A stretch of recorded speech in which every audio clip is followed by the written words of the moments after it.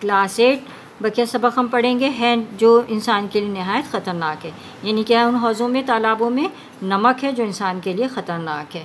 जैसे इंसान जब गिरेगा तो फ़ौरी तौर पर जो है वो हलाक हो जाएगा, उसमें इतना नमक है। साथ को नमक की दीवारें भी बहुत पसंद आई।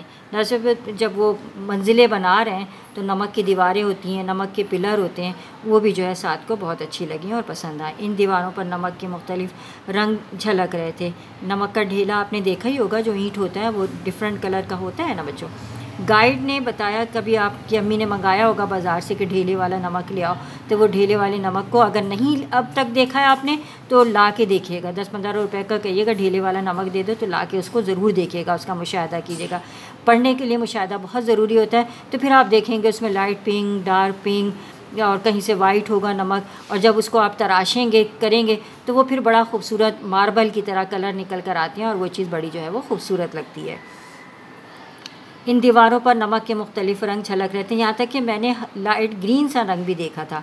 गाइड ने बताया कि कान का दर्जा हरारत सर्दी गर्मी में मोतदल रहता है। मोतदल का मतलब दरमियानी रहता है, न ज़्यादा गर्म होता है और न ज़्यादा ठंडा होता है। यहाँ से निकलने वाली नमक से पाकिस्तान ना सिर्फ अपनी ज़रूरियात पूरी करता है, यानी जितना नमक पाकिस्तानियों को चाहिए अपने खाने पीने और इंडस्ट्री के इस्तेमाल के लिए वो पूरी करता है, और बल्कि दूसरे मुल्कों को भी ये नमक बरामद किया जाता है, यानी भेजा जाता है। बरामद का मतलब क्या होता है? भेजना, अपने मुल्क से बाहर चीज़ों को भेजना। तो नमक जो है हम बाहर के मुल्कों को फ़रोख्त करते हैं और ज़र मुबादला कमाते हैं। हमारा गुलाबी नमक जो है, जिसको हम काला नमक भी कहते हैं, वो तो बहुत ही ज़्यादा मशहूर है और जो है महंगा बिकता है। कान के अंदर एक कैंटीन थी जहाँ बहुत से लोग खाने पीने की चीज़ें ख़रीद रहे थे। जी बच्चों, हमने भी देखी थी ये कैंटीन। कैंटीन में सारी चीज़ें मौजूद थी, कुर्सियाँ और बाकी चीज़ें लगी हुई थी कि लोग वहाँ बैठकर चीज़ें खा सकते थे। सादा उसके घर वालों को भूख और प्यास महसूस हो रही थी, चुनाचे उन्होंने वहाँ से खाने पीने की चीज़ें ख़रीदी और इत्मीनान से कुर्सियों पर बैठकर खाईं। साथ की अम्मी को नमक से बनी सजावटी अशिया बहुत पसंद आई। इनमें नमक से सजावट के लिए अशिया भी बनाई गई थी। ये देखिए मस्जिद नज़र आ रही है आपको, इसमें मैं अभी आपको दिखाऊंगी थोड़ा सा, और जब हम पढ़ने नीचे आएंगे तो मैं आपको दिखाऊंगी। तो साथ की अम्मी को जो थी कुछ जो बनी थी, लैम्प बना हुआ था और दीगर अशिया बनी हुई थी। इनमें नमक से तैयार किए हुए मुख्तलिफ़ खिलौने, टेबल लैम्प और बर्तन वगैरह शामिल थे। टेबल लैम्प मैंने भी ख़रीदा था बच्चों। उन्होंने अपनी पसंद की कुछ चीज़ें ख़रीद लीं। साथ के अब्बू ने सबकी तस्वीरें बनाई ताकि यादगार रहें। वापसी पर उन्होंने गाइड का शुक्रिया अदा किया और साथ से आज की सैर के दौरान हासिल होने वाली मालूमात के बारे में पूछा। बिल्कुल आपसे भी मैं पूछूंगी, आप भी बताएंगे कि हमने क्या क्या कुछ आज की सैर में पढ़ा है। साथ ने खुश होकर जवाब दिया, जी अब्बू, आज मैंने दुनिया की दूसरी बड़ी नमक की कान के बारे में बहुत कुछ जाना और अपनी आँखों से देखा। साथ ने नमक की कान से हासिल होने वाली मालूमात का मुख्तसर हाल अपने अम्मी अब्बू को सुनाया और कहा कि मुझे आज का सफ़र हमेशा याद रहेगा। बच्चों, आप भी ये सबक पढ़ने के बाद अपने अब्बू और अम्मी को जो है खेवड़ा की नमक की कान का हाल बताएंगे कि हमारे मुल्क में एक नमक की कान है खेवड़ा में, और उससे नमक निकाल कर पाकिस्तान में इस्तेमाल होता है बच्चों। तो उसके बारे में आप पूरी तफसील जो आपने सबक में पढ़ी है अपने अम्मी अब्बू को बताइएगा, ताकि उनको पता चले कि हमारे बच्चे क्या पढ़ते हैं, क्या नॉलेज उनको मिलता है पाकिस्तान के बारे में, वो क्या क्या जानते हैं। देखिए ये मस्जिद बनी हुई है ईंटों से, नमक की ईंटों से बनी हुई है बच्चों। ये सब कुछ नमक की ईंटों से बना हुआ है, ये भी नमक से बना हुआ है। मीनार, ये ईंटें हैं, ये अहाता यानी बना गया है, इसमें लोग नमाज भी पढ़ते हैं, 2 रकअत नमाज नफिल अदा करते हैं। ख़ास अल्फाज हैं ज़राए, कानकनी, मुशाहिदा, दरियाफ़्त, सयाहों, बरामद और झलक। ये सबक के ख़ास अल्फाज हैं या मुश्किल अल्फाज हैं जिनको आपने बार बार रीड करना है, पढ़ना है और गौर से देखना है कि ये कैसे लिखे गए, और इनके लिखने की प्रैक्टिस भी करनी है। या अब आपकी ये इस मश्क है, एक्सरसाइज है। देखें बच्चों, ये क्वेश्चन नंबर 1 है, सवालों के जवाब हैं। ये सवाल हैं 5, इन सवालों के जवाब आपने देने हैं। ठीक है, सबक आपने अच्छी तरह पढ़ लिया है और इन सवालों के जवाब अपने अपने लफ्ज़ों में लिखने हैं। क्वेश्चन नंबर 2 खाली जगह है, ये खाली जगह पुर करनी है। क्वेश्चन नंबर 3 है दर्ज झैल अल्फाज के आपने जुमले बनाने हैं। ठीक है, कानकनी, मालूमात, सेहतयाब, मोतदिल और यादगार, इन 5 अल्फाज के आपने जुमले बनाने हैं और अच्छे से जुमले बनाने हैं बच्चों। ठीक है, सारे पूरी क्लास के जुमले एक जैसे नहीं होंगे बल्कि अलग अलग सबके जुमले होंगे। सवाल नंबर 4 है किसी ख़ास शख्स, मुकाम और चीज़ के नाम को इसमें मारफा कहते हैं। मसलन पाकिस्तान, दरिया रावी और सिकंदर आज़म, यानी इसमें मारफा और इसमें नकरा, इसमें आपने बताना है। इसी सबक में इस्तेमाल होने वाले आपने क्या करने हैं, ख़ास नाम इसमें मारफा दी गई खाली जगह में 5 लिखने हैं। ये 5 इसमें मारफा इस सबक से आपने हासिल करके लिखने हैं यहाँ पर। ये है MCQs हैं, ये 4 ये आपने सॉल्व करने हैं, यानी क्या करना है, टिक का निशान लगाना है। दुरुस्त जवाब पर आपने टिक का निशान लगाना है। एक मैं पढ़ के देखती हूँ। खेवड़ा के मकाम पर नमक की बहुत बड़ी मौजूद है। क्या मौजूद है? चट्टान, कान, पहाड़ी, वादी। क्या मौजूद है बच्चों? जी, कान मौजूद है। खेवड़ा में पाकिस्तान की सबसे बड़ी नमक की कान मौजूद है। खेवड़ा का मकाम है। दूसरी फिलिंग MCQs है, इसी तरह ये MCQs है। पढ़िएगा और जवाब पे टिक करिएगा। सरगर्मी में है कि किसी तफरी मुकाम की सैर कीजिए, उसका हाल अपने अल्फाज में लिखिए। ठीक है बच्चों, आपने तफरी मुकाम, यकीनन आप स्कूल के साथ भी ट्रिप पे जाते रहते हैं बच्चों, आप घूमते रहते हैं, तो आप तो बड़ा आसानी जो है वो किसी भी तफरी मुकाम की सैर का हाल अपने लफ्ज़ों में लिख सकते हैं।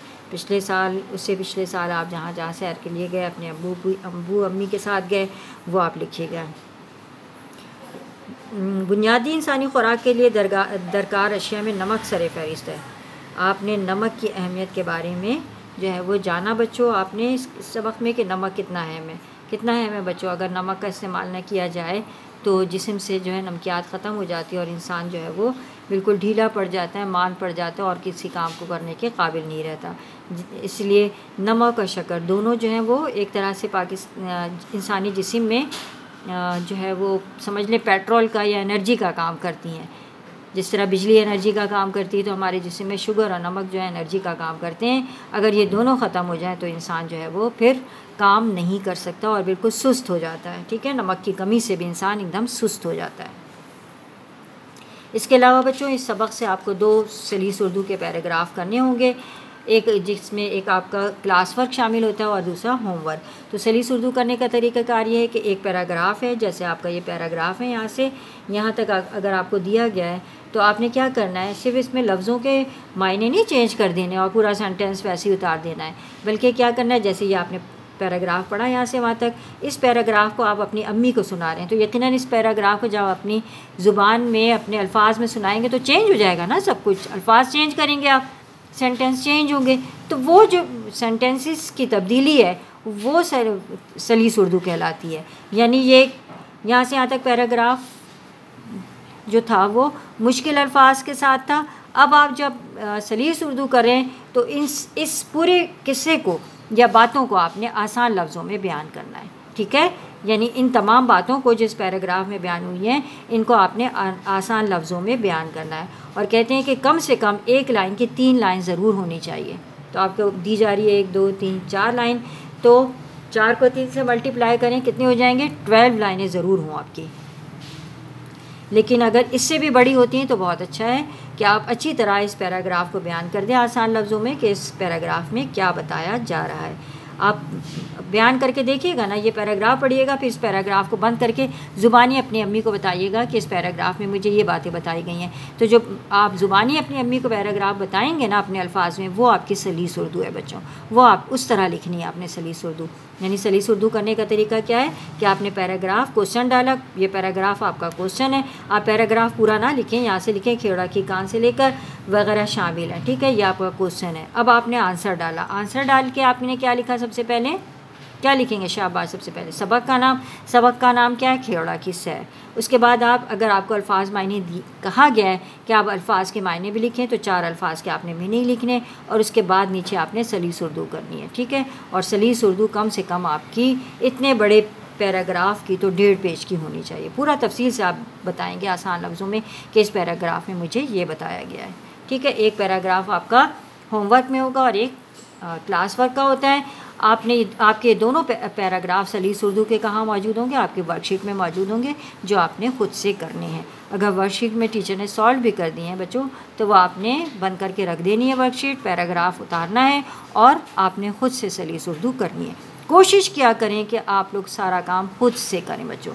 किसी टीचर की पढ़ने के बाद, टीचर से स्कूल में सबक पढ़ने के बाद किसी टीचर की और किसी ट्यूटर की आपको ज़रूरत बाकी ना रहे। इतना अच्छा सबक आपको पढ़ा दिया जाता है, एक एक चीज़ समझा दी जाती है, उसके बाद आपने सारा काम खुद करना है। जो बच्चा सारा काम खुद करता है उसके लिए इतनी आसानी पैदा हो जाती है टेस्ट और पेपर में कि वो इजीली अगर वो एब्सेंट हो गया था और आज टेस्ट था तो फिर भी वो टेस्ट खुद से कर सकता है, क्योंकि उसने सारा सबक पढ़ा है, रीड किया है, सारा काम खुद किया, तो उसको पढ़ते और लिखने के दौरान सारी चीज़ें याद हो जाती हैं। बच्चों, मुझे उम्मीद है कि आपको भी ये सबक अच्छी तरह याद हो गया होगा और आप भी सारा काम अपना खुद सरअंजाम देंगे।